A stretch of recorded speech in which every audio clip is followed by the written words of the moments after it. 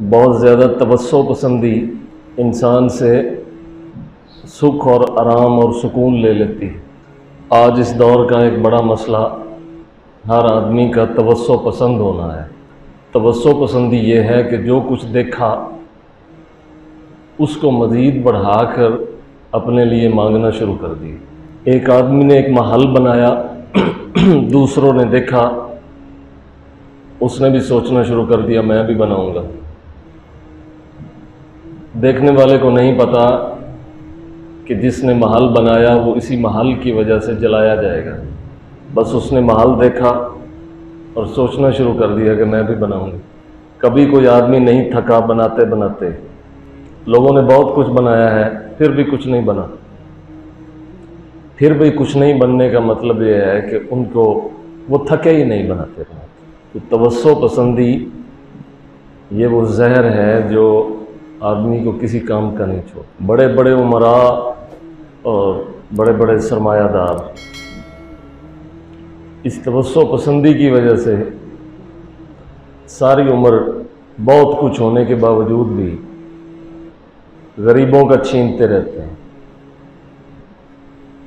लोगों के पास जो खाने पीने के लिए थोड़ा बहुत होता है वो भी ले लेते हैं। हर वक्त बढ़ाने के चक्कर में रहते हैं। लेकिन बढ़ता क्या है सिवाय हिर्स के? पीछे किन लोगों के लिए छोड़ कर जाते हैं यह भी हिसाब लिया जाएगा। 1000 लोगों का रिस्क तूने अपने घर में जमा किया और दिया 2 लोगों को, और वो भी कमीने। बहुत से नेक बच्चों का रिज्क तूने छीना और जो तुझसे 2 खबीस पैदा हुए उनको दे के तू चला गया। तवस्सो पसंदी हलाक कर देती लोगों को। कोई भी आदमी जब ज़्यादा सोचता है फिर सोच तो रुकती ही नहीं। जब तक ज़िंदा है ख्याल तो आते रहेंगे और ख्यालात में वो रेत पर महल्लात बनाता रहे, बनेगा कुछ नहीं। थोड़ा वक्त दिलो दिमाग को देना चाहिए कि वो ख़यालों से खाली हो।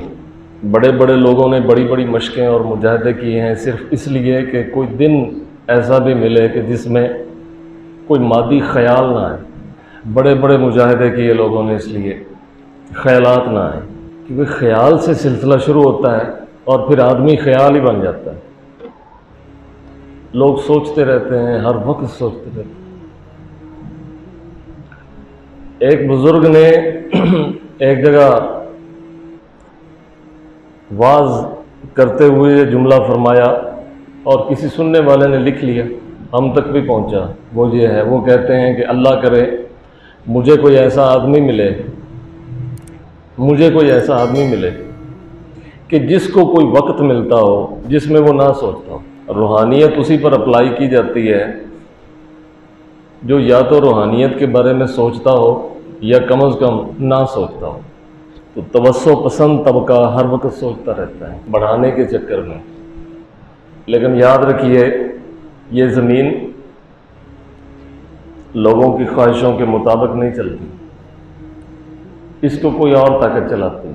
बहुत सारे फ़लसफ़ी भी ऐसे हुए हैं, अदीब और दानश्वर, जिन्होंने दुनिया को चलाने का निसाब लिखा है।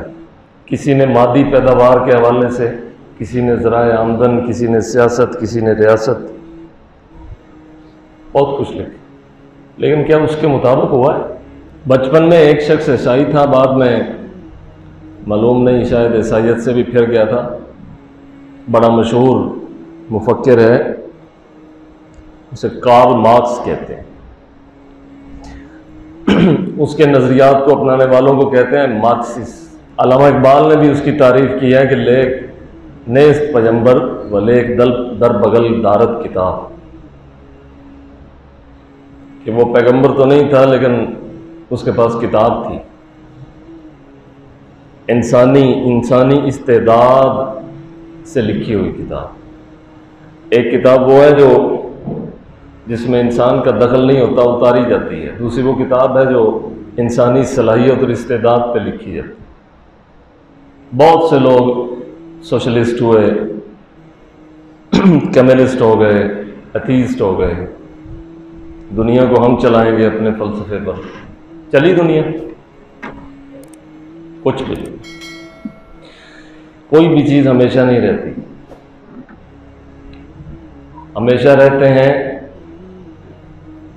वो कलम रहता है जिसने ये सारी ज्योमेट्री डिज़ाइन की है।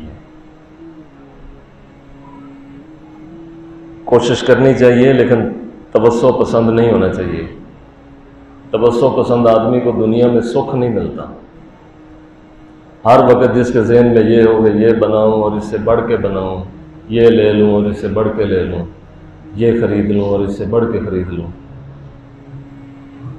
ऐसे लोगों को कभी सुकून नहीं। अपना दायरा कार थोड़ा कम कर दें, किफ़ायत की रोज़ी पे खुश हो जाएं, अगरचे ज़्यादा के लिए कोशिश करते रहें, लेकिन ना मिले तो रंज ना उठाएं, आप सुखी हो जाएंगे। जितनी टेंशन्स इस वक्त ज़हनी इंतशार और फ़िक्री इख्तिलात में हम मुब्तला हो गए हैं, मेरे ख्याल से कोई भी ऐसा फ़र्द नहीं है जिसको दुख ना हो, अगर अपने नहीं है तो दूसरों के।